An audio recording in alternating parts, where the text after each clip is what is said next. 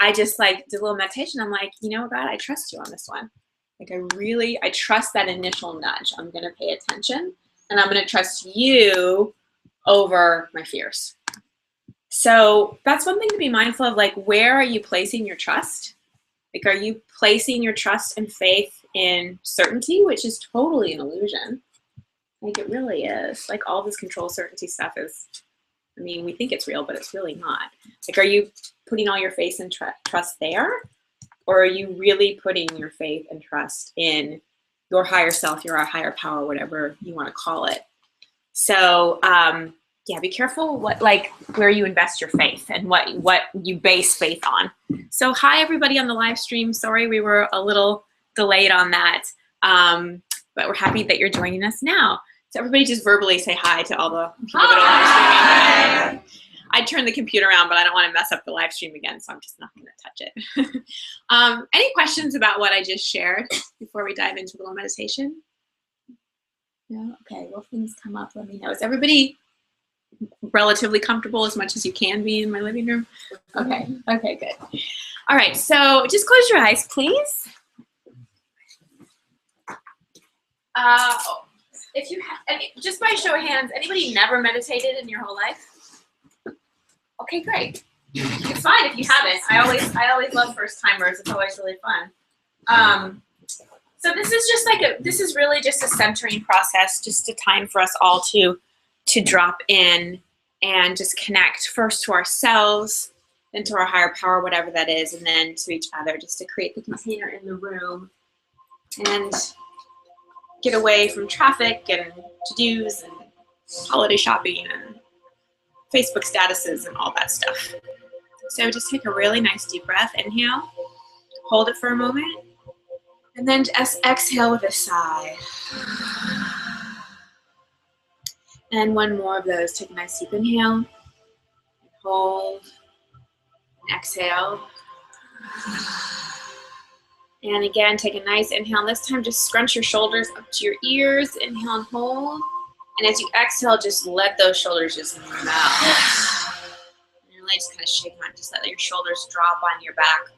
We tend to hold tension in our shoulders. Like, you could probably drop your shoulders even lower. So we tend to hold them a little high. And we hold in our jaw. We also can hold in our eyes and our eyelids. So just really relax all parts of you. And just bring your focus to your breath. So in terms of stress, the breath really is the best de-stressor. If you really focus on your breathing and take deep, slow inhales and exhales, and actually feel the breath moving through your body, you will instantly calm your nervous system. You will instantly bring yourself into the present moment where anxiety cannot reside.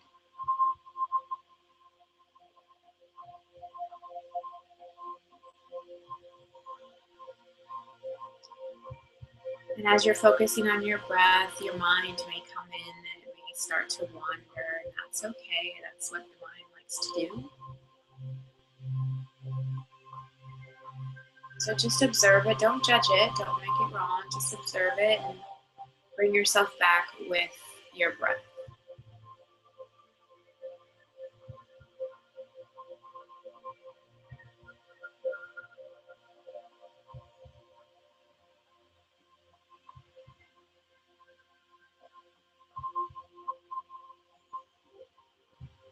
And as we're sitting here together and as you're breathing, just really feel yourself in the room. So feel yourself sitting on the floor or the couch or wherever you're sitting. Actually come into your own body.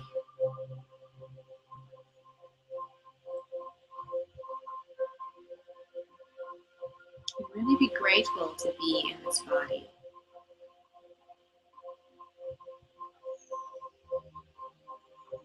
Just take a few moments to check in with yourself and say hello to ourselves. Most of us wake up in the morning and say hello to our email and social media before we really check in with ourselves. Just take a few moments and just see how you're doing in there.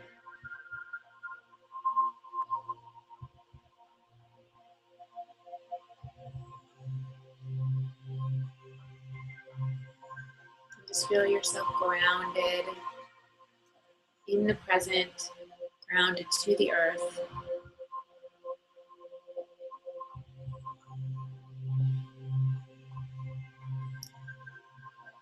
And as you feel yourself grounded, I also want you to start to feel yourself as expanded. So shifting the awareness to the top of your head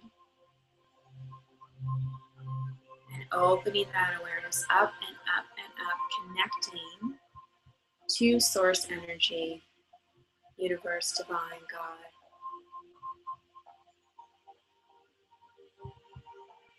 Just notice that dual experience of being grounded and connected in your body and also expanded and connected to source, to the infinite.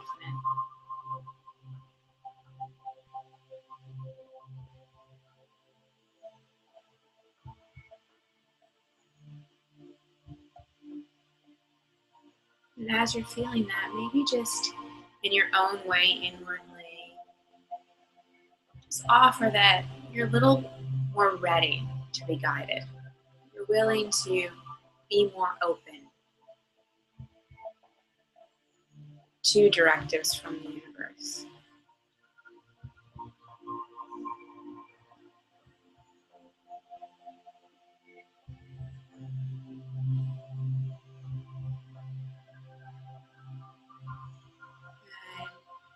And then finally, just bring your awareness into your heart, where that grounded, rooted energy meets that expanded, connected energy.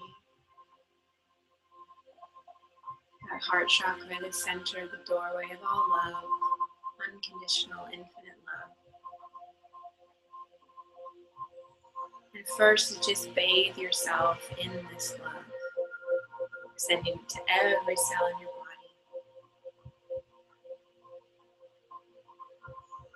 filling yourself up.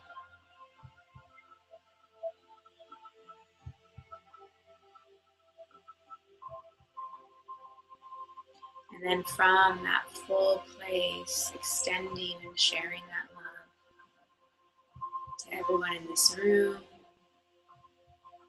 everyone joining us online, anyone in your life, just expanding and expanding and expanding it to all people, all beings, because the world definitely could use more love.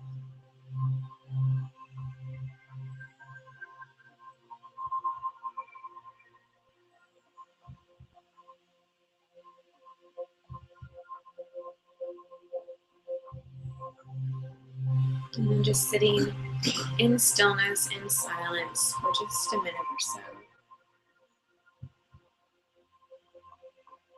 Being fully receptive.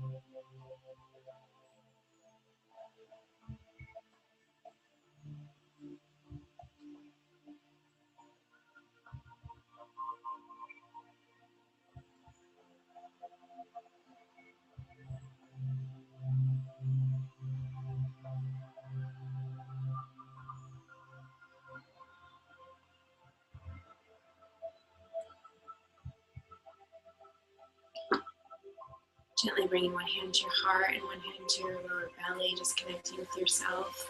And inwardly acknowledging yourself. Acknowledging yourself for being here tonight. Making a self-honoring choice to come and be in community, which is so important.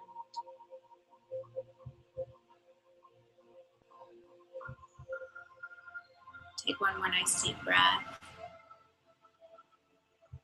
And as you're ready, just gently let it go, and you can release your hands, and then softly opening your eyes and coming back into the room and taking a little time to actually connect with people. So making eye contact that lasts longer than a nanosecond.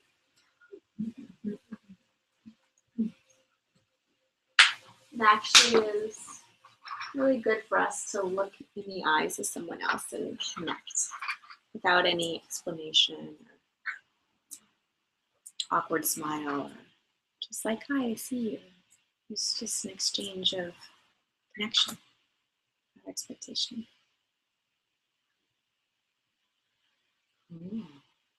Well, welcome again. It's always so hard for me after a meditation. I'm like, oh yeah, I'm supposed to. Everyone's looking at me. Oh yes, our 2-word check-in.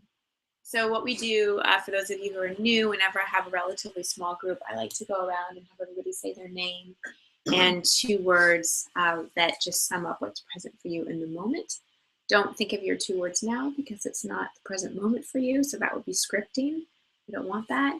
Part of this practice is practicing, 1, checking in and knowing what's like present for us in that moment, and 2, really trusting that words will come. You know, that's one thing I've learned in being a coach is it's not so much what I say, it's how I listen, both to the other person and to my own inner guidance. So as other people are saying their words, just really listen, get their name, their words, and then when it comes to check in. But don't worry about it now. Make sense? So I'll start with you since you're the pro. I'm Lily. Towards nervous and calm. My name is Leo, and I am open and hopeful. Well, my name is Lauren, and decision is coming, and connection.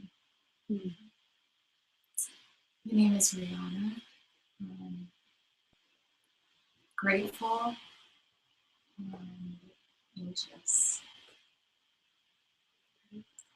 I'm Greta. I feel calm and like fluttery. My name is Rachel. And I feel overwhelmed and controlled. My name is Clarity. I feel grateful and present. My name is Suhei, and I feel clear and ambitious.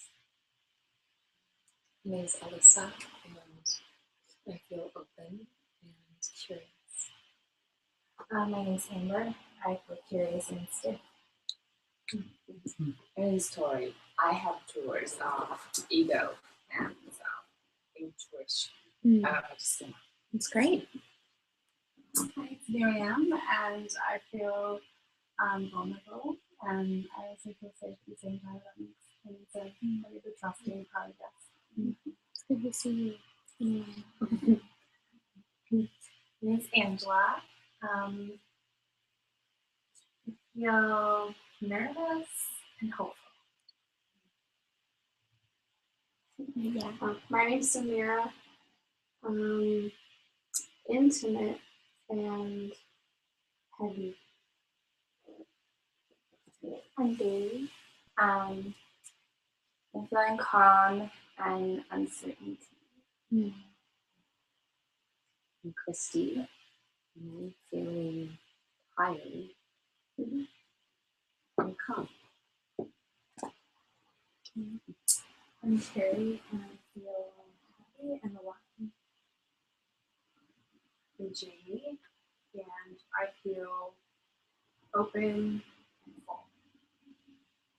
I'm Josh, and I feel optimistic and excited. I'm Evelyn, and I feel nostalgia and very light. Hi, I'm Yana, and I feel grateful and blessed. And I'm Christine, and I am grateful and excited. Michelle.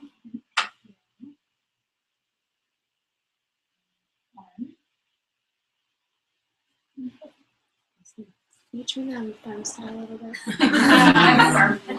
Yeah. With all these extra bodies that adds heat. And did that light go out? I turned it off. Oh, is it bothering Maybe you? the- Oh, do you mind turning it back on? Meditation, Because I can't. I like to be able to see faces. Ah, there you are. Okay, good. Good. So I was thinking about what I wanted to talk about tonight before we get into a little exercise, and then I'll open it up for coaching on anything. Because I know there's some decisions and uncertainty floating around, and those are my favorite topics to dive into. And I want to tell you two stories, and both have to do with my nephew. So I spent a lot of time in Austin, very involved in my nephew's life, and the older one, well, I always had one-on-one time with him. So the Dylan, 5-year-old, I had an afternoon planned for him, and I asked him what he wanted to do, and he said he wanted to play mini golf. And I was like, oh, there's one right down the street. He's like, no, I want to go to the one downtown. And I was like, of course you do. So I was like, okay, we'll go to the one downtown. And so we take my mom's car, and on the way there, he gets so excited because he finds these flip-flops that he had lost. He thought he lost for the summer, like in her console. And he's like, oh my gosh, I thought I lost these. These are the most amazing flip-flops. And I was like, oh, that's great that you found them. And then I try to put the address in for where we're going. He's like, oh, Auntie, you don't need to do that. I'm a kid. It's my job to know where to go. I'm like, all right. And he totally navigated me through downtown Austin to this mini golf.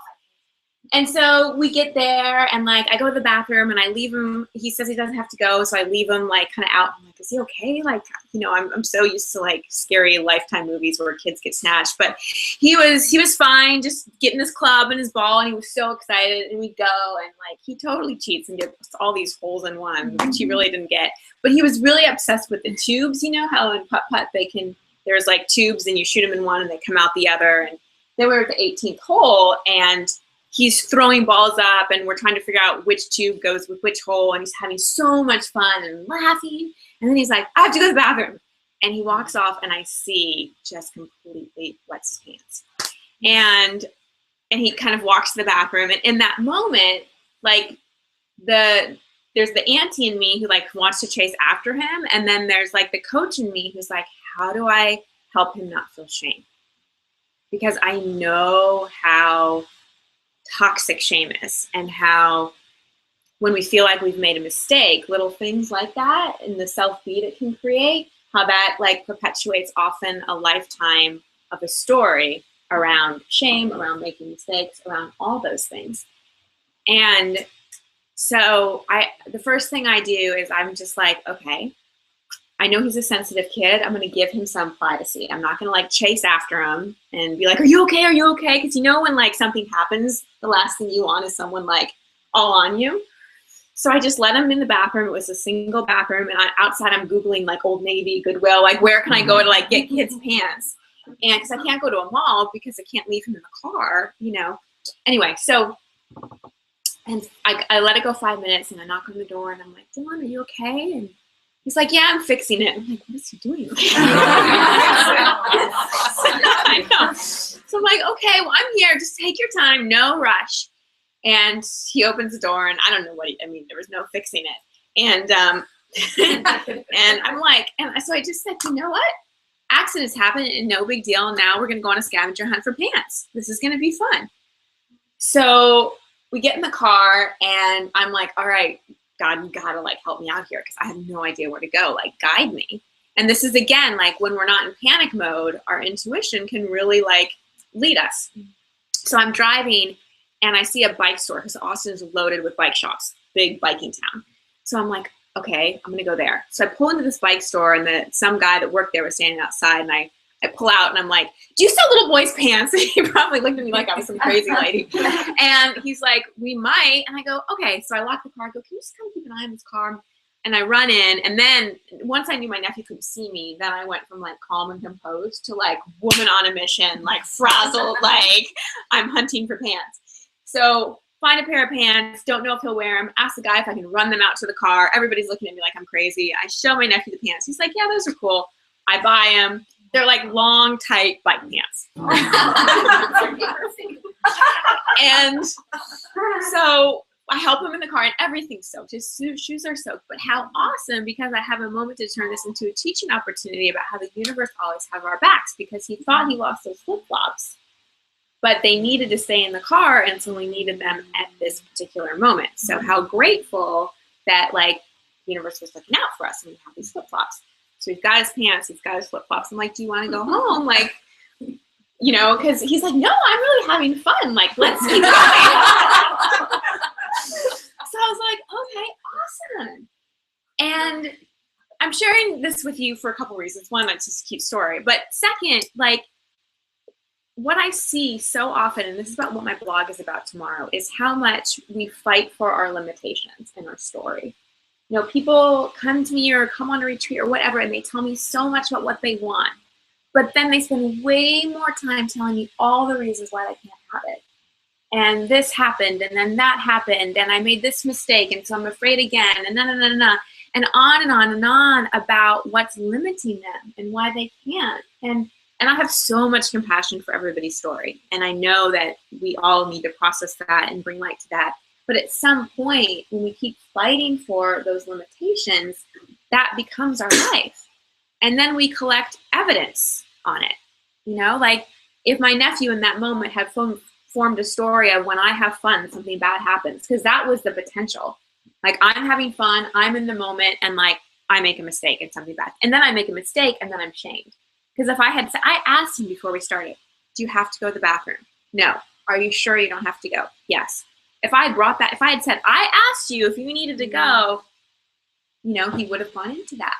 So it's like, I knew in that moment there was like a seeding opportunity, but we can't go back and change the past. So you've had wet your pants moments in your life, right? Like where you felt like you did something wrong and you felt like you made a mistake and you formed a limiting belief around that. And on some level, you're still fighting to keep that alive and then collect evidence as to why it doesn't happen.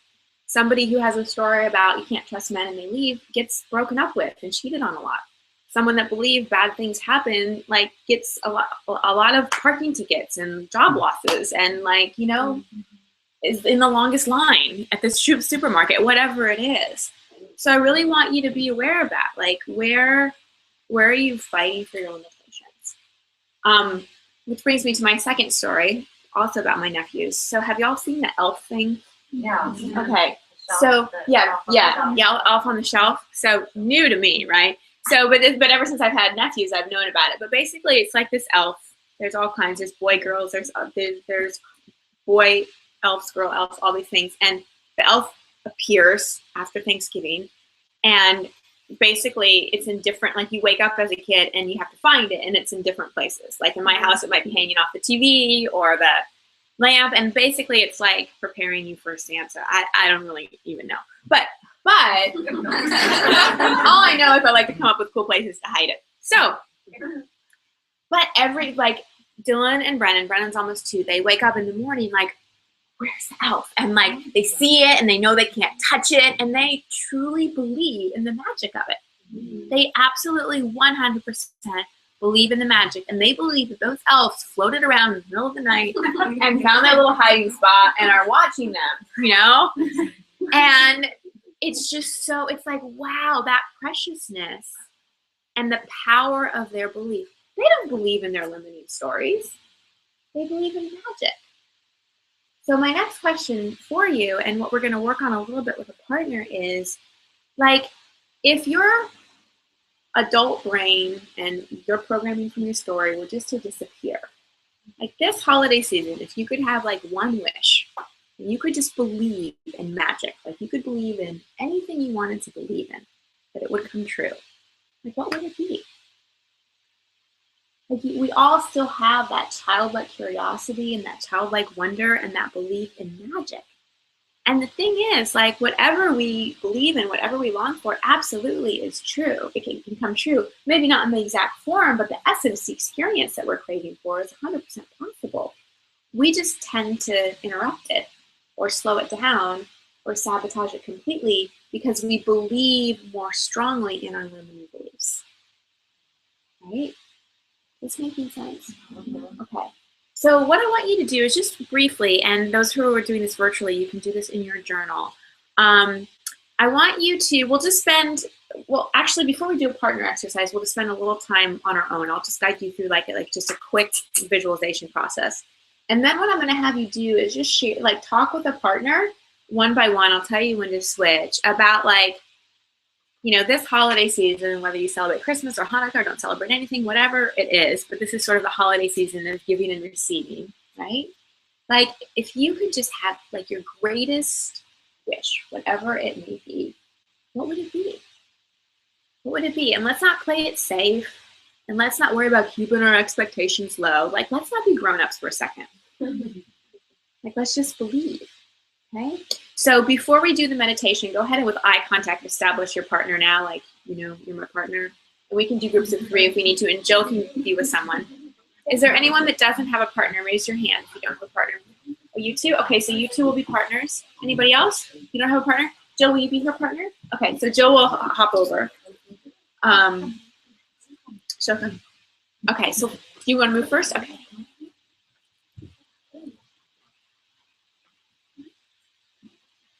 All right, so just, we'll do this quickly. So just,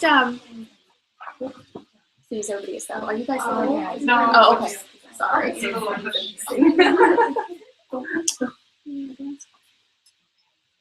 Okay, you guys got it? Okay. All right, so just close your eyes for a minute. Close your eyes.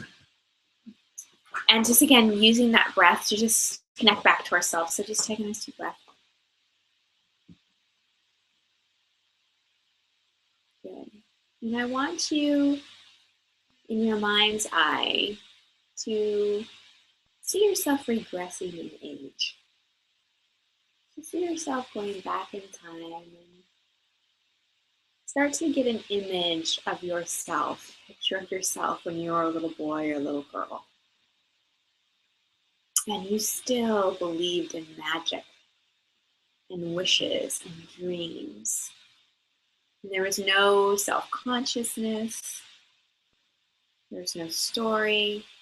There was just your pure joy and excitement. Really see yourself at this younger age, and that smile on your face, and that anticipation. And really just connect with that part of you. That part of you that not only knows anything is possible, but also knows you're deserving and good enough. And you don't have to be or accomplish anything in order to be worthy.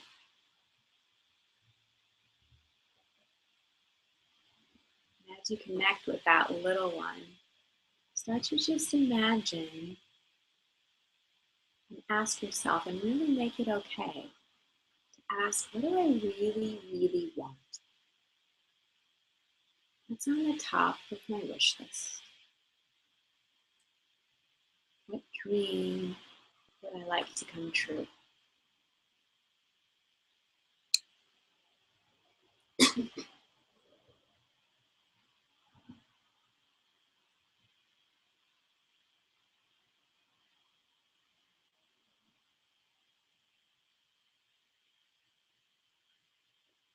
Good, and stay with that childlike sense of wonder and magic. If you notice that the more adult brain starts to come in, just say, all right, thank you. I know you're there, but you're on vacation right now. You just get to be a kid.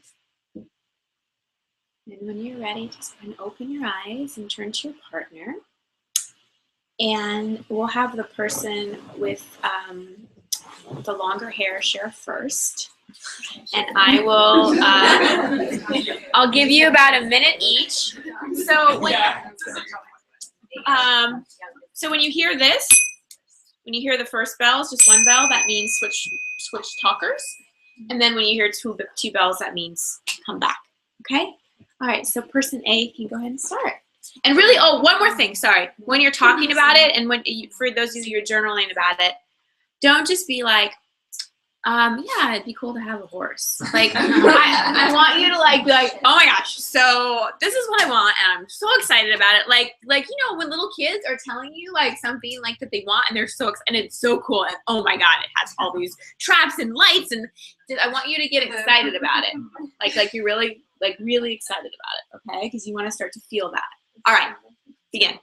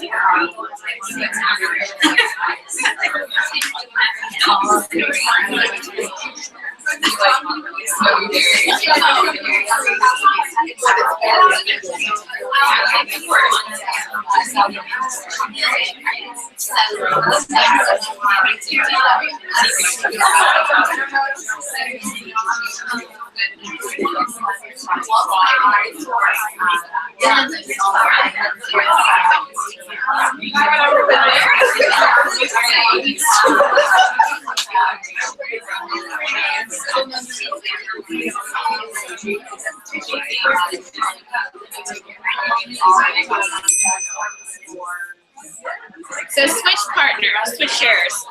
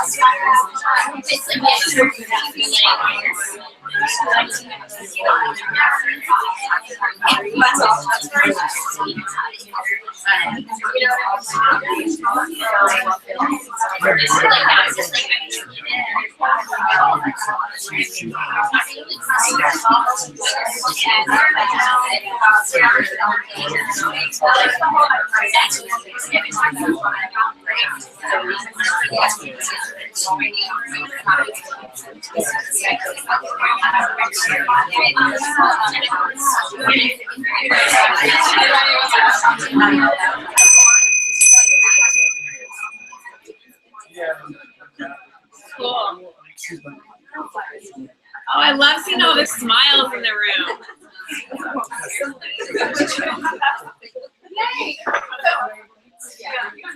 So doesn't that feel good?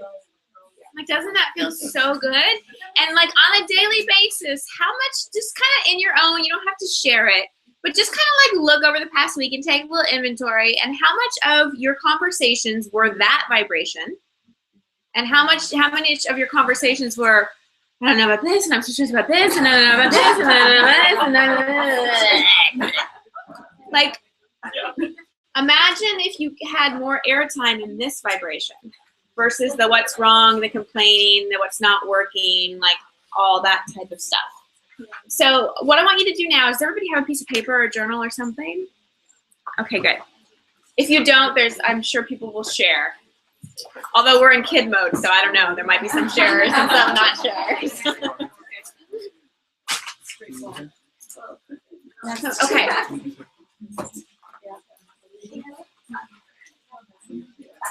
So much about manifesting and really attracting what we want is not just like having a vision board, right? It's about getting in the energetic vibration of feeling it, like of really feeling it. Because the brain doesn't really know the difference between a well-imagined thought and reality. So the more you start to feel and visualize and really embody your dreams, the more you're getting the vibration that matches them, right? And also you're spending more time and energy on fighting for your dreams versus perpetuating and replaying your story of limitations, kind of thing. So what I want you to write out is basically your dream, your wish list, what you just talked about. And I want you to pay attention to it. It can be descriptive, yes, but don't just describe it. Talk about how you're feeling about it. You know, like I'm so excited. I'm sharing about it with all my friends. Like whatever it is, you don't just describe it. Like it's blue, it's da da da da da. Like for example, if your dream was a new house or something like that, don't just talk about like what it looks like. But was that somebody's? Oh, no wonder. I wonder. Then make it more about like when I walk in, I feel so at home. I mean, I love feeling the sound of my friends is there. It's like a quiet, whatever it may be. Make sense? Okay, so I'm just going to give you like 5 minutes to write it out. You can have more time on your own, but I want you to capture this right now. So just start writing about like really what this dream feels like just for a few minutes.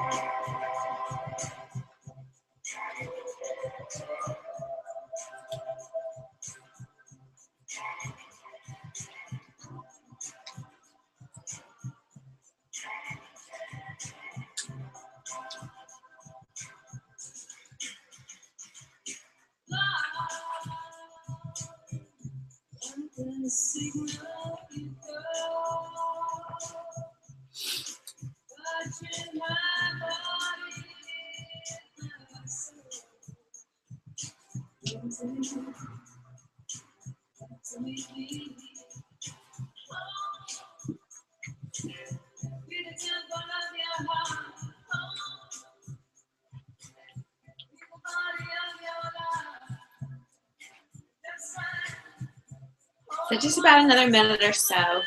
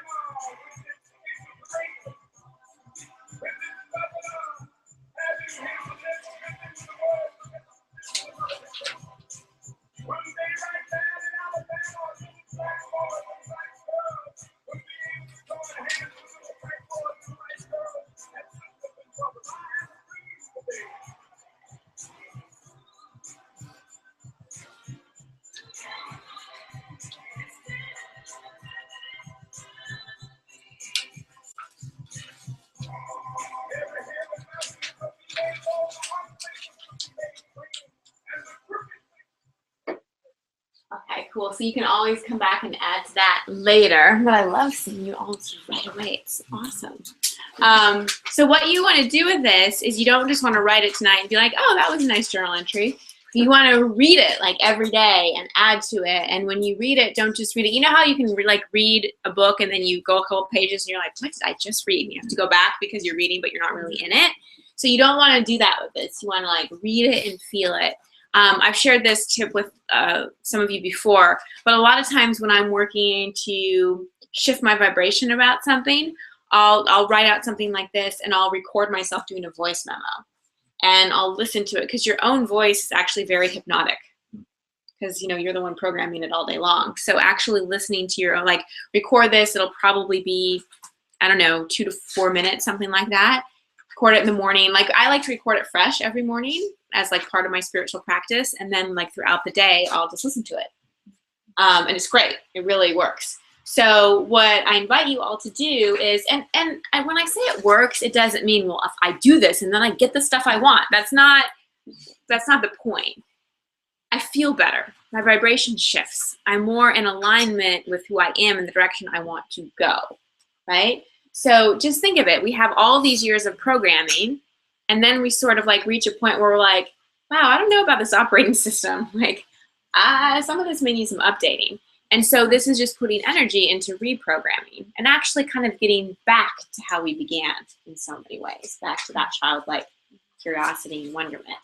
You know, and part of maybe part of what you wrote is something like, I have faith, I believe, I know there's magic in the universe. You know, so just reinforcing your own faith and your own belief and that connection to that childlike curiosity and wonderment and excitement that's in you. Cool. So I'd love to hear from some of y'all who wants to, because when you say it out loud and claim it, again, we're going after these things we're playing right now. And it's all about high involvement and intention and belief, but low attachment. Meaning like we're not going to make ourselves wrong. We're not going to stop believing if it doesn't work out exactly in the way that we thought. But again, we're more after the experience and the feeling of it in the actual form. So who wants to share? Yes. Tell me your first name again. Tori. So like in the beginning, I said ego and intuition. It's been going on for the last 6 months or so. So then I was telling her that, like, you know, since high school, I lived my life like intuition. That was what I was living. Like, do this, I do that. I just wanted to do it, and I do it, and it happened. And a lot of things that happen right now is this was what I wanted since I was a kid. But then, like after high school, I started the ego comes in and the fears and all the stuff like you're saying. And after 20 years ago, I got married. Now I'm divorced. But after that, I don't listen to my intuition. And every time people say, "Oh, go with your gut intuition and then mind whatever," I'm like, no, I don't hear it because it's bullshit. And I just like try to avoid it because I don't know what happened. I just didn't want to hear it. But then last few months, more and more I think about it.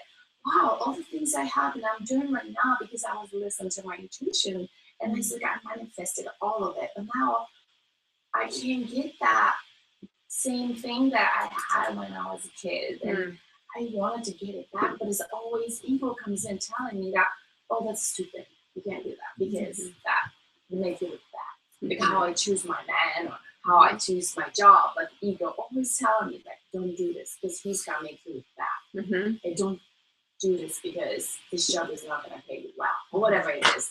So I just like I'm trying to get that intuition back, but I'm just having a hard time. It doesn't sound like you're having a hard time. It just sounds like this story is a little too ingrained. So again, like it doesn't sound like you're having a hard time feeling your intuition. It sounds like you're having a harder time managing ego, which we all have a need, and intuition. And so it's like having two employees that don't get along, right? And it's like as the manager, you need to figure out a way for them to be a team. So the ego gets a bad rap. Egos are not bad. They're not wrong. It's like, can your intuition be the leader? And then the ego, which is really, see, sometimes we confuse ego with our judger. They're very different. Ego is that part of us that makes sure, like, you know, we operate in the world, right? The judger, the self-criticizer, that's not the ego. That's your self-criticizer. That's your judger. So it sounds like your judger voice is very activated. Like you need your ego, we all do. And that my ego helps me. It protects me. It helps me be rational about things when I need to. My intuition is the insight, but I need the ego to take action on it in physical world reality, right? So does that make sense to you that what you're calling your ego is really your self-criticizer and your judger? I didn't think of that. Yeah. I just thought ego, that's how I call it. Right. So my encouragement to you would be to really have compassion for that self-criticizer inside of you, really, and really ask what its highest purpose is, because it's there to serve you in some way.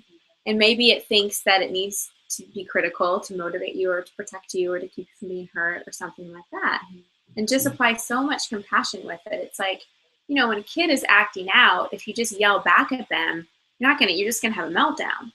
But if you really get to like, what's going on? Like what's underneath this? Like eventually you get to the core of it. So how is that self-critic really serving you, right? And then your intuition isn't something you need to get back to necessarily. It's there. It's just, are you setting time aside to listen to it? So my next question for you would be, do you have a dedicated meditation practice? I started Good. about 6 months. Good. So why don't you invite your mind, because the ego is like the mind, really. So why don't you even invite your mind into that? Something that worked really well for me when I first started meditating is I'd meditate, but I'd have a notepad next to me. And so when the ego would come in, I would just write down what it needed to say. So it felt heard. And then I would just come back. It's just like it's my two things telling me, like I'm listening to what my mind telling me. And one thing is telling me I just going so crazy in my head, like I feel like a crazy person. Okay. I'm talking to this and I'm talking to this person, I'm just going like this and this never happened. Right. I feel me just going crazy. So maybe you're not going crazy. So maybe another thing that would be helpful is for you just to mind up. For when you feel like those crazy voices are coming in, just to get paper and just and then just rip it up. Really? Because it's again like in the how I was talking in the beginning, how we fight for our limitations. So like right now in this interaction, and you're not doing anything wrong. I'm just pointing out you're fighting a little bit for your limitations. You're fighting a little bit for, no, it's this way. You see that? Yeah. Yeah. And what I really see is there's such a strong, intuitive, connected woman sitting across from me. And she has a mind that's active. And she has some things that she needs to forgive about herself. It's, don't know. yeah. I'll figure it out. what was your wish? I don't know, wishes I just want my intuition to be stronger. Right. It's just, Right. I just feel like something else is always telling me what to do. Yeah. But I could not figure out why. But I read, I listen, I do everything. It's just struggling. What are you looking for? Like, how would you know if your intuition was where you wanted it to be? Like, what would you be experiencing? Because later on, like, shh, I should listen to my intuition. That happened all the time. Oh, I should do this. I should have done this. I should, like, you know, it just happened so much the last 20 years. Oh, I should listen when I told myself, like, I should do this. And how did I do that? And, like, just, So a lot of forgiveness around the shoulda, coulda, wouldas, because regret is like, it's using information you have now that you didn't have in the past to go back and beat yourself up. yeah, And that's it's true. completely useless. So we only have a certain amount of energetic real estate. And if so much of it is invested into beating yourself up and second guessing and shoulda, coulda, wouldas, then there's less to really invest in opening up more of a communication relationship with your own intuition. That's true. Yeah. That's true. Yeah. But the biggest thing for you is self-compassion and self-acceptance, because you're trying to do self-improvement or whatever, or connect back to your intuition, but being hard on yourself. And that just really slows down the process. I'm missing the point. Right.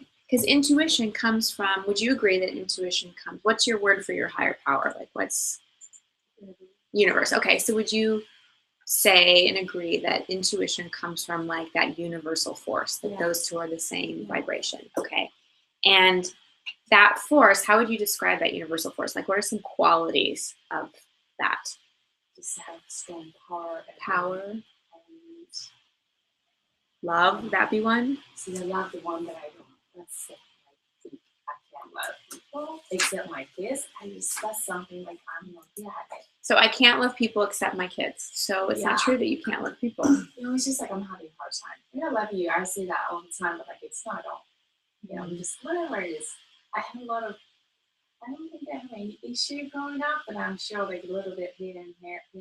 Yeah. But like you said, I think it's like loving myself that I'm missing a lot. Yeah. That's what I think I cannot love. So. Well, it's not true that you cannot love. Yeah, I've been working on it, but so maybe part of your wish, and I have an invitation at the end of the night that I strongly want you to consider. And my encouragement for your wish would be to fall back in love with you. thank you. Yeah, thank you for sharing. Yeah, thank you. And you're not alone in the ego versus intuition thing. Have any of y'all found that the ego like gets this total bad rap, but we confuse it with like just the judger and the self-criticizer. Like that part needs to go as much as it can, but the ego isn't evil. It has purpose. Yeah. Cool. Who else wants to share their wish? I'll share. Great. So my wish would be to go on like a month-long vacation somewhere at the beach with my husband and my 2 kids, and just have like a 24-hour butler and just play and like not worry about money, not worry about what I'm gonna cook for my kids every morning, not worry about anything, and then have, you know, somebody to come watch them in the evening so my husband and I can go out and spend one-on-one time and just be with each other and enjoy each other's company. Like, that sounds amazing. Yeah. And how would that feel? Just like happy and like we went to the zoo for the day today, and it was just, and you know, we do once in a while these like, let's just take a day and pretend it's like a vacation day. We just eat whatever, you know. And it was just so fun. Like we walked into the zoo, we got some wine. We just like There's some wine at the zoo? Yeah, it's awesome. Wow. I know. Like, if you have like 2 little kids, I mean, not, you know, we usually don't do it, but it was like, it was just so like, let's just be on vacation and have this experience, and it was amazing. That's beautiful. You know, so That's beautiful. Go to Thailand. What? Go to Thailand. Yeah. yes, Probably I afford love that. Thailand. Right? Right? So it sounds like what you really want to feel is free Mhm. and just so Careless. Like, carefree. And I feel like every day, like, I wake up and I'm like, take care of these 2 little girls, and Mhm. take care of this, and take care of that, and da da da da, like responsibility. And my, like my natural being, I would say, I'm very much like, I love being in that free, like just being a kid, yeah. not taking care of anybody or anything, and just Yeah. like, I love that feeling. Yeah. So you may just want to, just for your consideration, you may kind of want to look at how the universe or God or spirit is like your 24-hour butler, taking care of all your needs.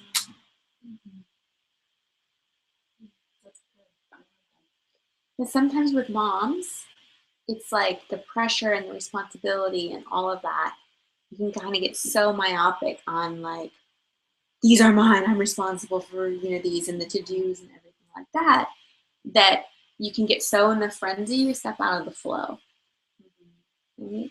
And so how can you, I understand that like going away for a month and having 24, I'm not saying it's not possible, like definitely possible. But how can you bring more of that feeling into your everyday life? How can you bring more of feeling taken care of and not feel like the world is on your shoulders, and in more of a flow and less of a frenzy? How can you gradually start to bring that to your daily life and remember that you do have a 24/7 butler if you're really open and available to the service?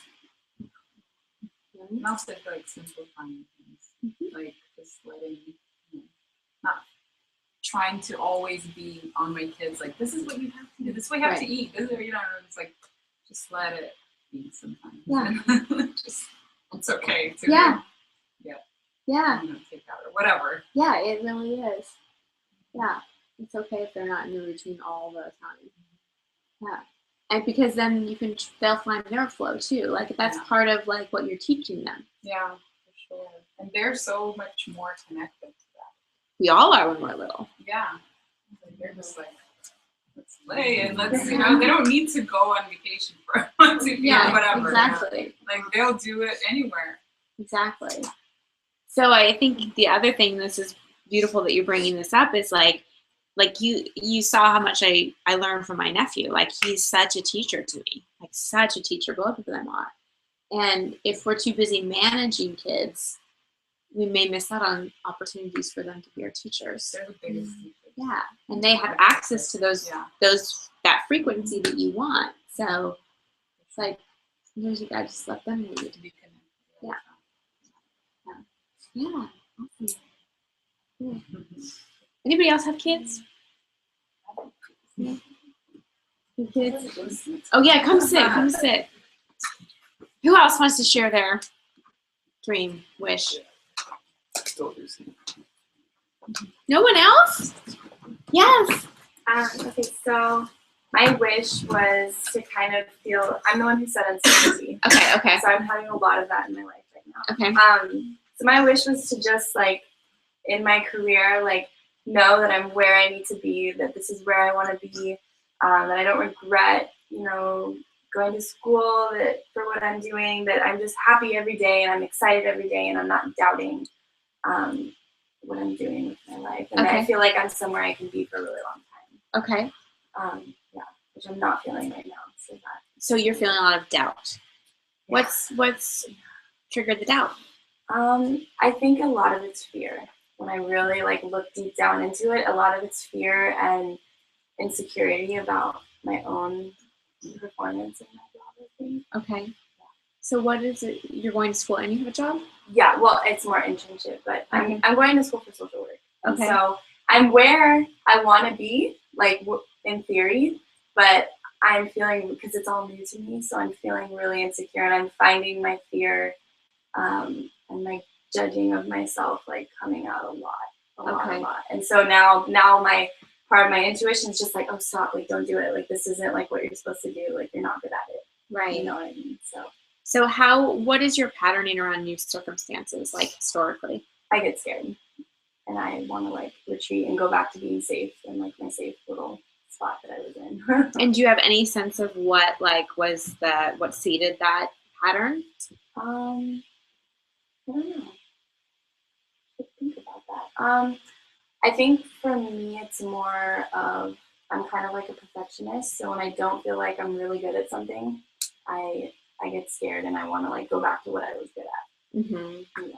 Mm-hmm. So trying new things was Yeah. like not something. Yeah, I've you never did. been good at new things. I've never Okay. been good at change. Okay.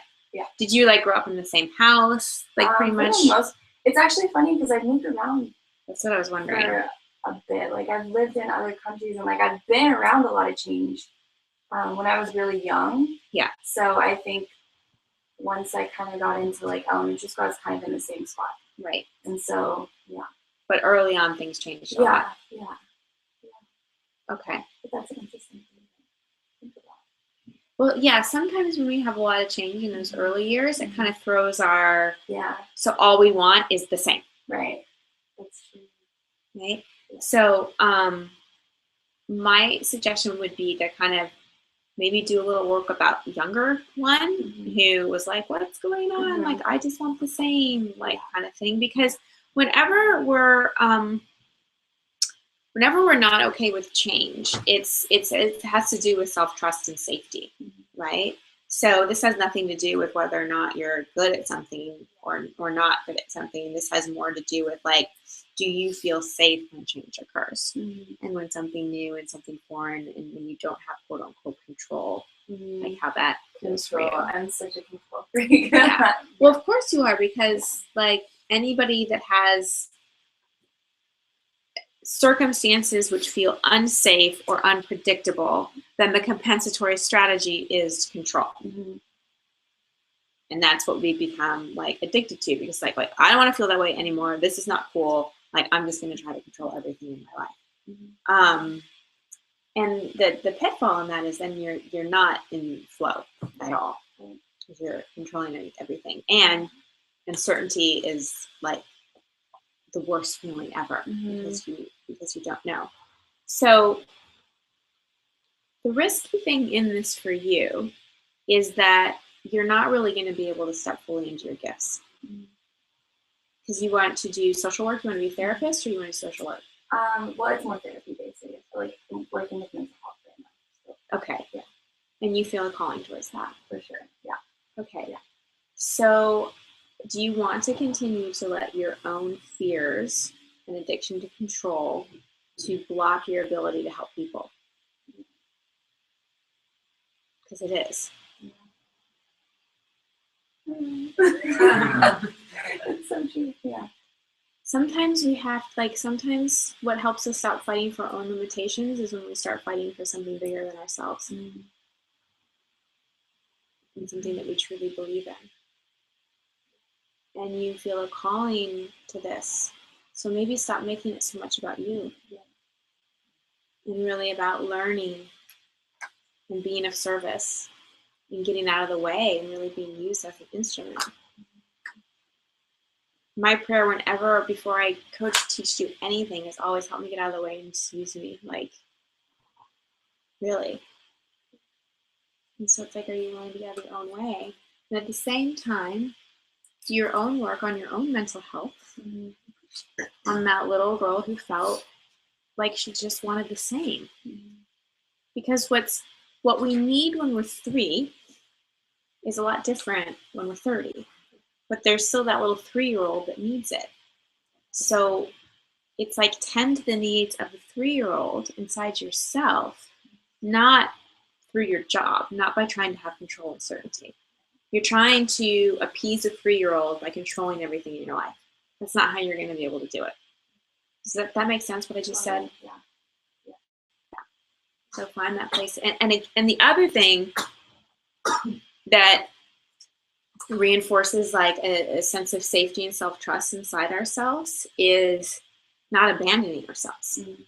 We abandon ourselves whenever we go into frenzy, go into future tripping, criticize ourselves, all those kinds of things.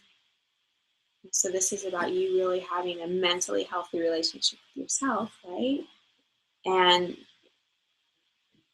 stay more focused on your why, not your doubts. And stop collecting evidence that supports the doubt. Because when you talk about it, you seem really certain that this is the path you want to go. Why? I love helping people. I love helping people who can't help themselves. I really love just like helping people who a lot of people give up on. So are you going to keep giving up on yourself? Yeah, that's so true. No, I don't Sometimes we think so. help the people that are projections of what we need. You'll be able to help them a lot better if you're not trying to help you through them. And you'll actually see you're not helping them who can't help themselves. You're just teaching them how to help themselves because we all have inner resources. Right? But if you do that for you, then it'll be so much easier to teach them how.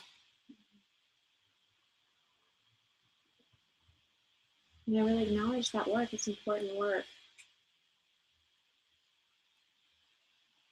So don't let doubt or uncertainty or fear keep you from doing it. You know, that song I played when you guys were writing it, the reason it came to me to play it is because it had that little bit of the Martin Luther King speech in it, you know, and like, I love it because, you know, he didn't fight for limitations. He believed in something so powerful and believed in the vision. And that's like, we all need that level of commitment for something, you know, even if people say, oh, that's going to be too hard, or you can't do that, or the economy, or everybody else, whatever the reasons are, it's like, which one are you going to fight for? Does that help? Yeah, a lot. Thank you. Yeah. Cool. Thank you for sharing. Who else? Any questions about anything? I mean, it doesn't have to be about this exercise that we did, but anybody have any questions or anything that's up they would like some help with? Everybody's good? I'm gonna let it sit for a second because there's always a couple. There's someone over here who's not raising their hand. I feel like mine was kind of hers. Oh, it was? Okay. Kind of. It's just about starting a business and helping people, but mine's in the fitness industry. Okay. But yeah, so I'm just trying to make a decision on kind of locations and partners, and we could be signing something tomorrow. I mean, I could be signing something when I like leave here tonight. So just like, it feels really heavy, but I've been really excited about it for a long time. So it's kind of like combining my two loves, which is working out and then helping others. And I just want to create this really safe place and this like safe environment for people to come and actually like achieve those goals that they've always wanted to. I want it to be a very like fun community, all that kind of stuff. So I just want to make sure that I'm partnering with the right people and picking the right locations. And so there's been like a lot of things where it's like, oh, this is gonna be so great, and then all those things come in where it's like, okay, this is gonna be way more than you thought it was gonna be, like financially, this is gonna be harder to secure, all that kind of stuff. So it's like, do I let all of that prevent me and stay in my safe place, like you said, because I'm a perfectionist and I always want everything to, and I try to control everything too. So that's the thing. I'm like, do I just go the safe route, or do I like go for this big, huge like thing in front of me? What's in between? What's the balance of the two? Like, where do I stay safe? Well, what might be in between safe and totally going for it? What's like a next step? Well, I think that's kind of what I was talking to him about too, is, so it's a gym franchise coming from Australia. So what I did is I've been kind of working with the company like headquarters, and then decided I wanted to own my own. And then in between that, one opened in Santa Monica. So I just started going there. I just started showing up. Well, in me showing up, they were like, wow, we really love you here. Like, would you like to be the studio manager? So then I started managing there. So I feel like that's kind of my in-between of like not doing it, going all the way, and then just being right in the middle and just doing that, where I'm like, oh, I could just keep doing this and not like take on all the risks of signing, these leases and that kind of stuff on other properties. could you buy the studio that you're the studio manager of now, or is it a whole different thing that you would be? No, they would have to buy him out, and then Oh, I I would see. go into that. But then that just gets all kind of, they wanted to do that, but I just wouldn't want to do that to somebody. Oh, okay. So it's one of those things where this is what we want to do because we want you to be here. And it was my first pick too. Like that's where I wanted to be in Santa Monica. So, but when it really comes down to it, I'm like, I don't want that kind of like in my like space, like that tension or that animosity between people. And, Right. So you'd rather just start your own. yeah, which was my whole like goal and like dream in the Right. first place. But then I kind of fell into that. I'm like, oh, well, I could just keep doing this, and it's right down the street, and I can just walk here. And Is there a way to bring more of what you want to do, like more of the, because I get the sense that you want to do the fitness stuff, but you also want to do like personal growth type stuff. Is there a way to bring that to the current place that you are now? not the current place. I don't have any control over that. You're sure? Yeah. Okay. Just because like the person, like the owner of that one is so far from personal development, and there's just so much where I don't know that I could like really connect with him on that level. Have you had a conversation about it? It's hard to have those kind of, he doesn't really take feedback at all. So it's hard to have those type of conversations Okay. and bringing that. I tried to, like my whole idea with him was bringing in charity and like foundation. It's like ultimate big picture goal. The whole reason, like the vehicle of owning my own business and stuff is to start my own foundation. Okay. So it all like goes into charity. But yeah, I would love to bring that in there too. And, You may be more open than you think. okay. I can see that. Yeah. Yeah. See, the thing that I've noticed about any kind of proposal or any kind of negotiation Mm-hmm. is it's all about the energy we're riding on when we bring it to someone. Mm-hmm. Usually, I'm not going to say always, Mm-hmm. but it's like there are times where I've gotten someone enrolled in something because I'm just so certain and passionate and excited. And like after the fact, I kind of walk away and go, wow, I can't believe they just said yes. Like that's crazy. But I was just so like not excited, like without any groundedness. But I had such a certainty and such a passion and such a knowing that the energy it came to, that person felt safe. Mm-hmm. See, it's like he's in his comfort zone. Mhm. Right? So exactly what you're talking about do I just stay in my comfort zone is sort of where he is in that.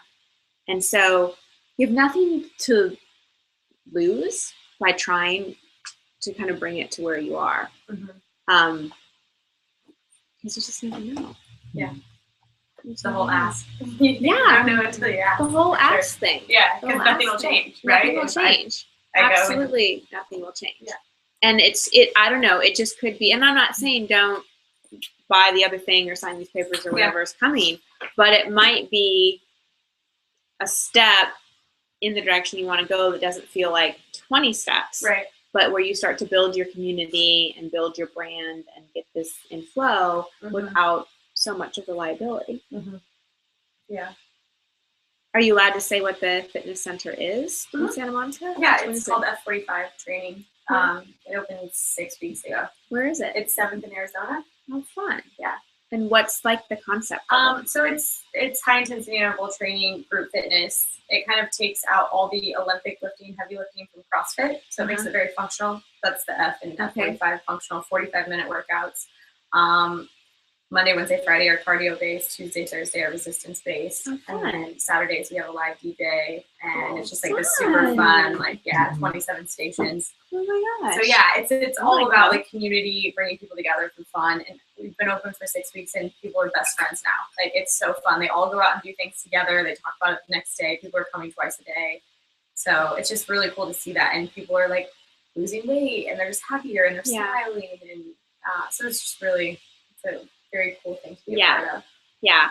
Yeah. If that's already happening there, I would really, really try to bring some of the community stuff that you want to bring in to that. I always like to say dig where you are and then like build from there. Mm-hmm. Yeah. And with him, it's all about semantics too. Like, Mhm. when I'm talking to more corporate people, I don't use words like meditation Mhm. and authenticity. Mhm. I use words like mindfulness, communication, Mhm. because they understand those. They don't think I'm some woo-woo crazy girl with crystals, you know, which I totally am, but like I don't share that openly. So just and also one more thing, and again, like I don't know too much about your situation. Be mindful of any way, shape, or form in which you're allowing him to intimidate you, or projecting things onto him that may be preventing you from really stepping into your power. You know? Yeah. So you're powerful and very loving. Yeah. Yeah. Thank you for sharing. That's an amazing vision. I love that. And I want to come take a class there. You're all The DJ, that's awesome. Yeah, it's fun. Cool. Thank you. Yeah. Anybody else? I'll go. Really? Yes. So I find mine hard to express because I don't feel like it fits under like a specific umbrella sometimes.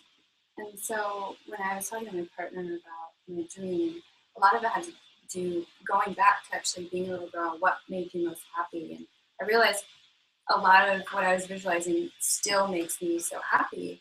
And it has to do with exploring and traveling and meeting people. And it's part of what I do now, but I often feel a heaviness with it. Like there usually has to be an agenda, or there has to be a goal, and then if that's not accomplished in a certain way, then there's a little bit of disappointment. But my dream has never really been to do one thing. Right. I know I'm meant to do more than one thing, and I know it's meant to do with having people involved, creativity, traveling, exploring, and helping. And it's a lot. It's a lot. But I know that's true for me. Yeah. So, when people ask what do you do, if I say documentary filmmaker, that is true. Right. But that's not who I am. That's what I'm doing now. Right.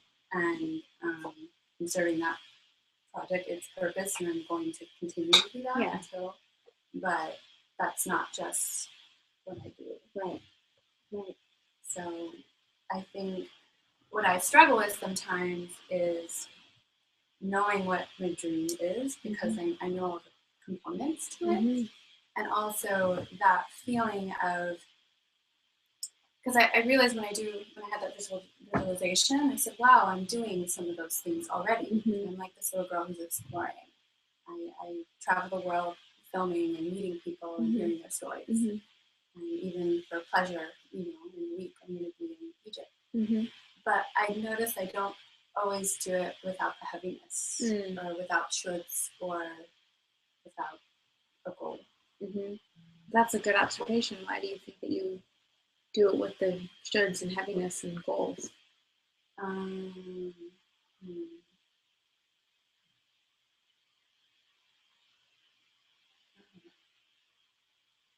a good question. I think it has to do with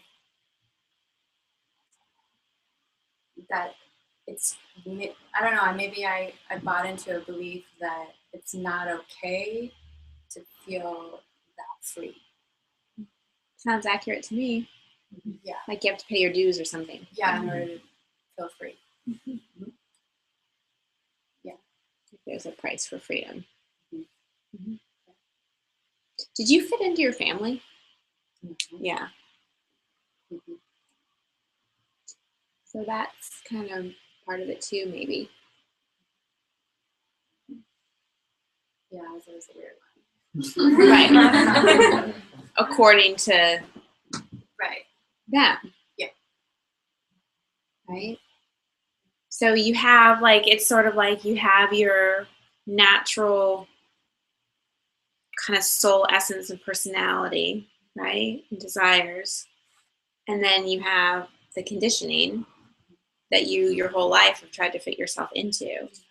And it's sort of like I see you kind of straddled between fully being you. It's funny, I looked down and the spine of that says be bold right when I was saying that.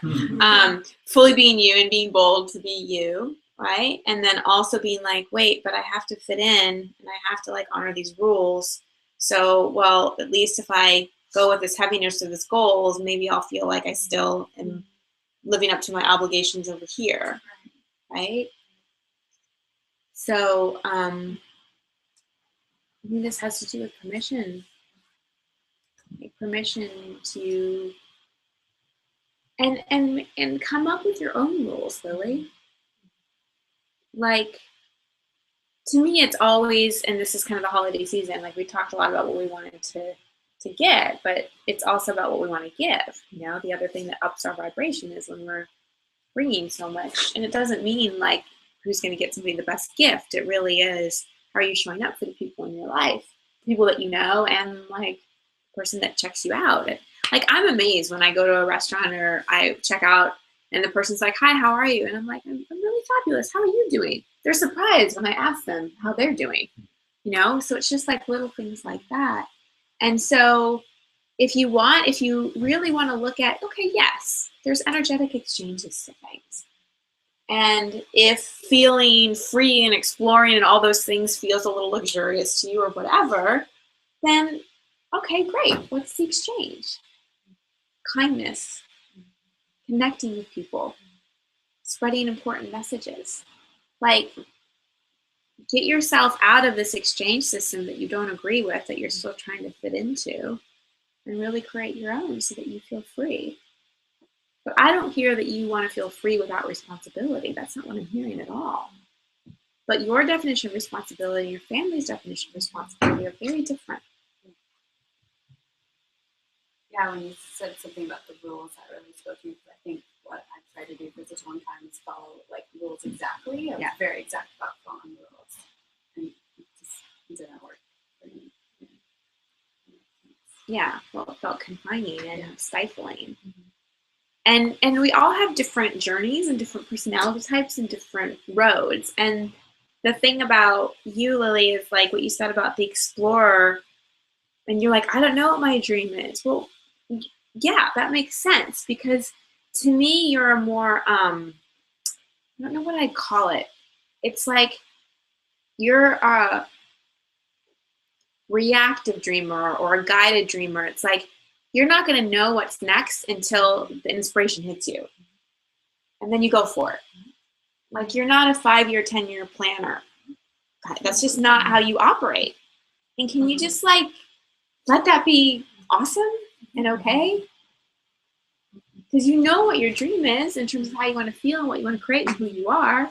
There's just going to be different expressions of it. You just can't name, well, in 2017 it's going to be this and da, da, da, da, because until you get that hit, you don't know. So just keep listening. So what's coming up for you right now, please? I mean, that feels true. It feels true. I think that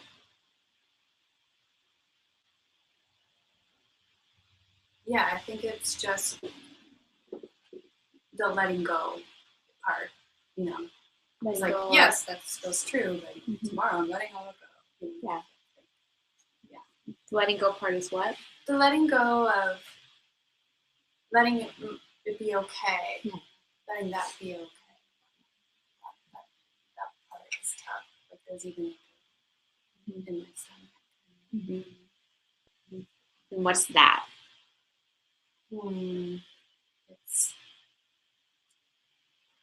It's like the question of, will it be okay? No. Well, how would it not be? Okay. Well, if I let things be okay and just as they are, then, you know, then I think of things like, well, that means then I won't have financial security if I'm not overlooking everything and pre-planning everything. I won't be a responsible, you know, director. I won't Right. be all those things. So good. So it's because sometimes this is when we're not like letting the fears come up. So what I would do is write them all out. Write them all out. So you get really clear about what they could be. And then, you know, do you know Byron Katie's The Work? Like when you question your beliefs basically and ask, is that true? You know, go to thework.com or Google it. I don't know if it's .com or The Work. Is it .com? Thank you. You know. And work with those. Okay.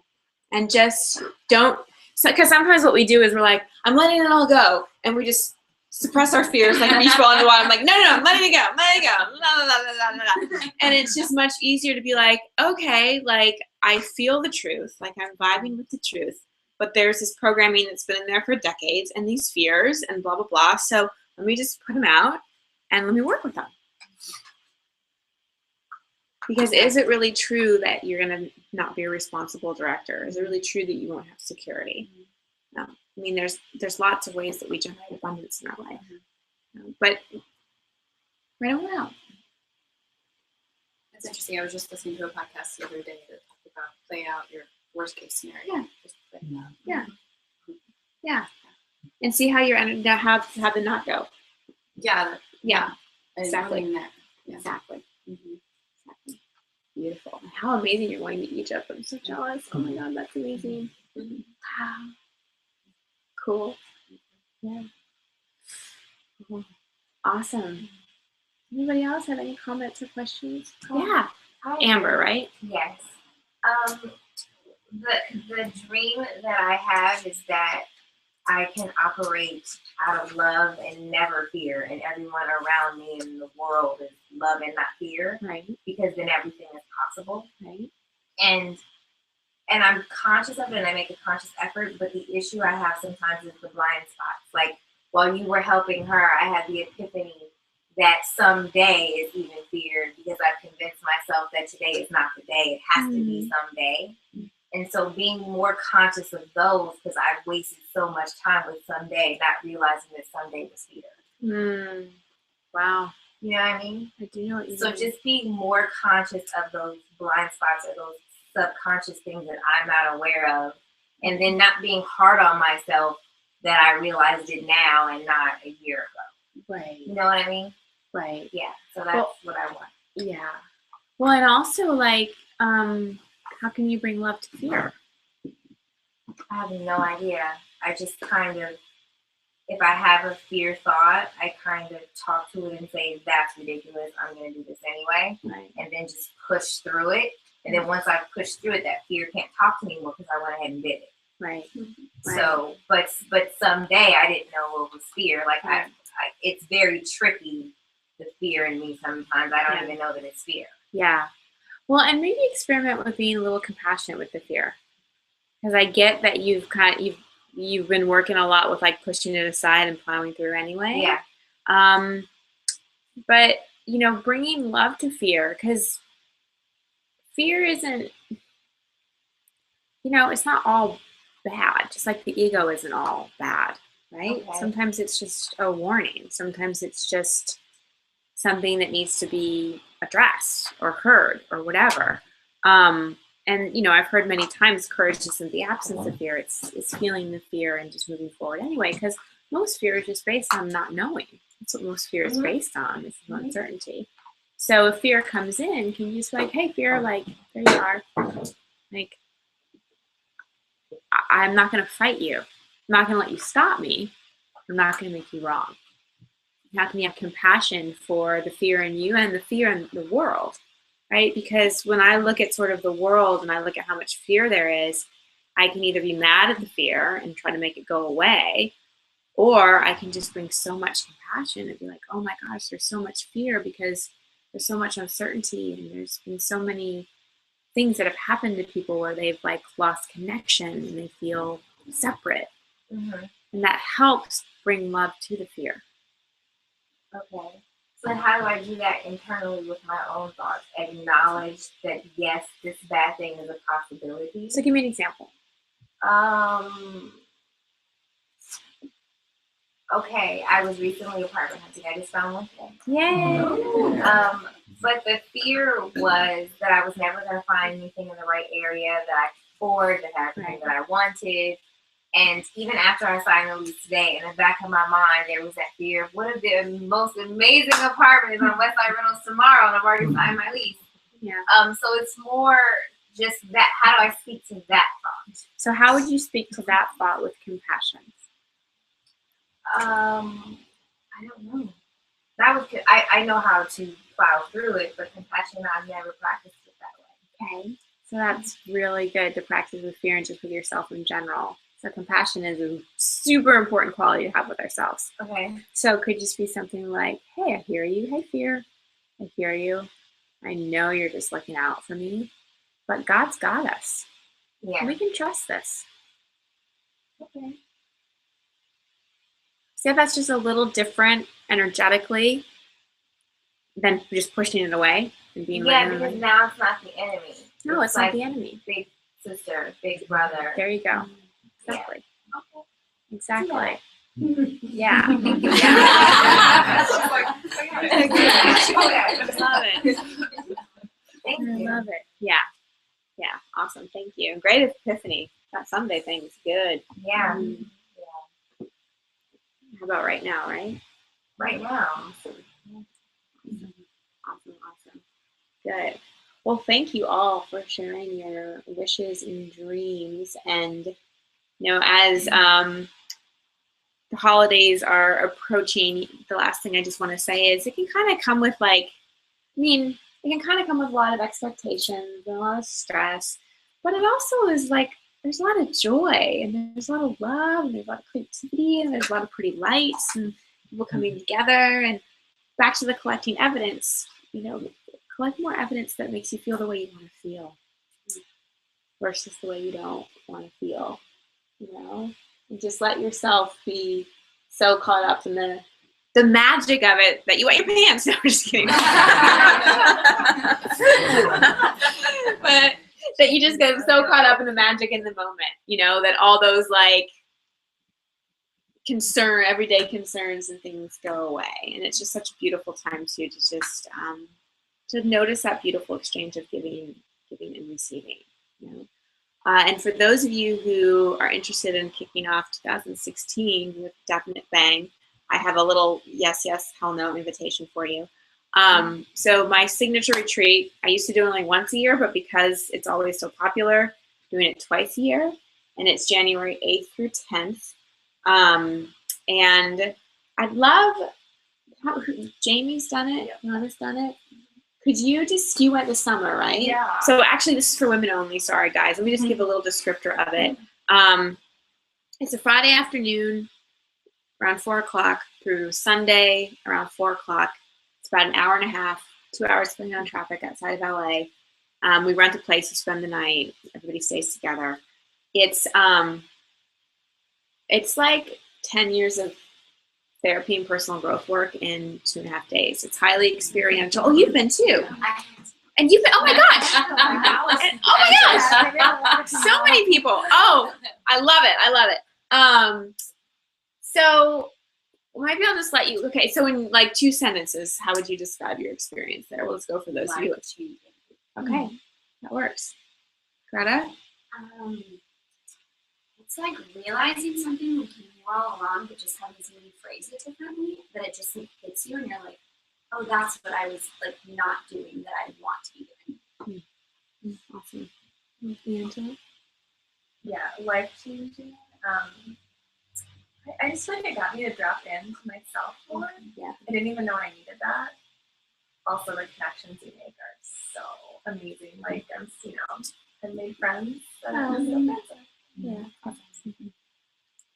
Yeah, I totally agree. I just followed my intuition with it and went with it. I'm like, I don't know what I'm getting myself into, but it really was life changing.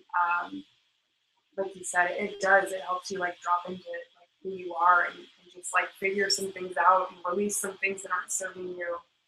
And I highly recommend it. Probably one of the best weekends of my life.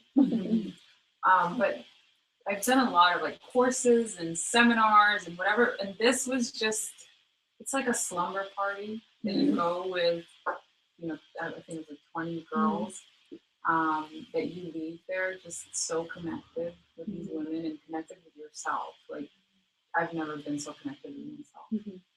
Just amazing.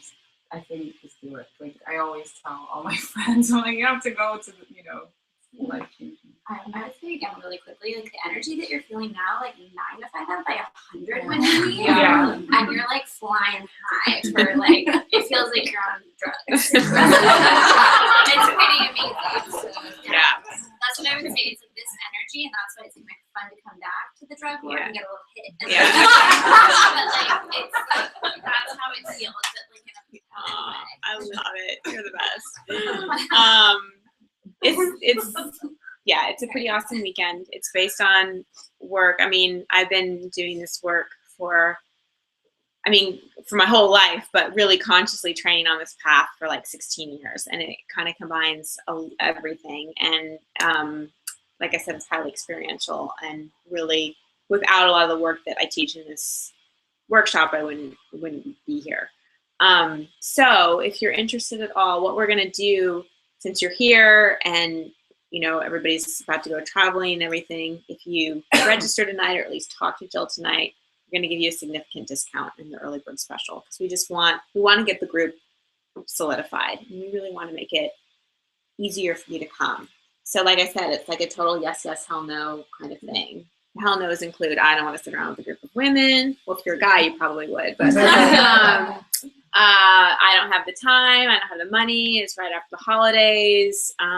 There's all those kinds of things. But if you're feeling that little yes and really, really are looking for a way to get out of your own way, and to learn some new tools, but also to have some things happen that don't have anything to do with necessarily talking or processing, but that just energetically move things for you, and where you can release some stuff that maybe you've been carrying around for like really long time. This is a really, really good weekend to do it. And we have fun too. We have a lot of fun. Yeah. The other one's in July. And then Costa Rica's in May, and Bali's in September. If anybody wants any of those. Oh, yes. Yeah. So again, talk to Jill tonight so that we can take care of you if you're interested in that. So cool. Thanks to those of you for sharing. I love it. It's the most physically draining on me, but it's like I don't even notice it because I love it so much. And I've been doing this workshop, teaching this workshop since 2007. So it's just like my absolute joy. So I'd love to share it with some new people. And people that have been, you're always welcome to come back. Go through it again. It's always a different experience. Do you still do it with Britta? No, just me. Yeah, me and Jill and volunteers. Jim, you're gonna volunteer this year. I'm so excited. Good. Awesome. All right. Yeah. What is your wish? Oh, my wish. Yeah. Michael Strahan. No. I have such a weird crush on Michael Strahan. I don't know why. But it's so random. But I do. So yeah, that would be it. Do you guys know who Michael Strahan is? Oh, I'm sorry. Okay. He replaced Regis on Kelly and Regis. And his personality, he's like not my like type, like look, but like his person, whatever. It's random. It's random. It's the gap. I know. I have a little gap. No, it's just a sense of humor and his like funniness. Anyway, so that's my wish. I have no idea. Well, yeah. I mean, Yeah. yeah. All right. Well, y'all are on it. Y'all are on it. Bedtime intention. Yeah. So whether it's him or someone else, but that would be my intention. I'd love to meet a partner who I just felt such like a joyful match connection with. You know, that shared a vision for wanting to help bring more love and light and joy to the world, and someone I could stand with and share that with. That would be my wish. Yeah. Thank you for asking. Yeah. Be on the lookout. I know. All of a sudden, he's gonna get all these weird Twitter messages. Yeah. Cool. All right, everybody. So let's just close our eyes and just do a closing, centering meditation. Good. Let's just take a nice deep breath together again. Just sigh it out. And just imagine that we have this beautiful golden bucket in the center of the room. Just imagine that you're putting your wish in this beautiful light-filled golden bucket. Just see it in the center of the room. And as you're putting your wish in there, just start to see everybody else's drop in this bucket. And then just from our hearts, let's just all together send so much love and light to these wishes, to these dreams, knowing they are all possible. They are all predictors of what's to come. That the feelings, the experiences, the qualities that these wishes will elicit are indeed coming true for everyone's highest good.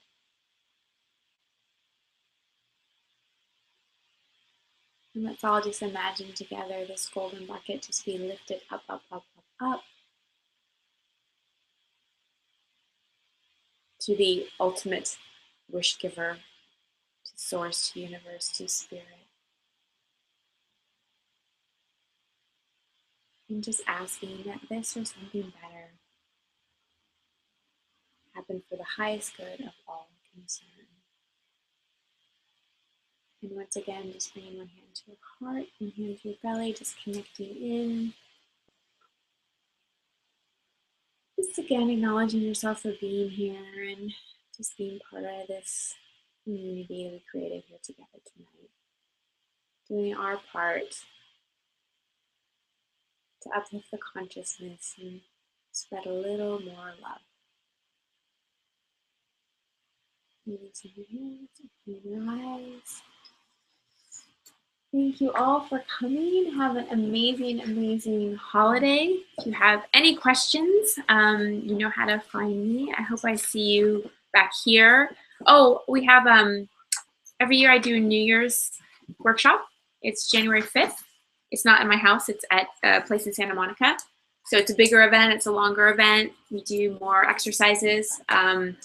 So it's been a ritual for 3 or 4 years. So save the date of January 5th and come together for an intention setting gathering to really map out 2016. So love to see you all there too. Thanks everybody on the live stream. We'll see you next time. Yay.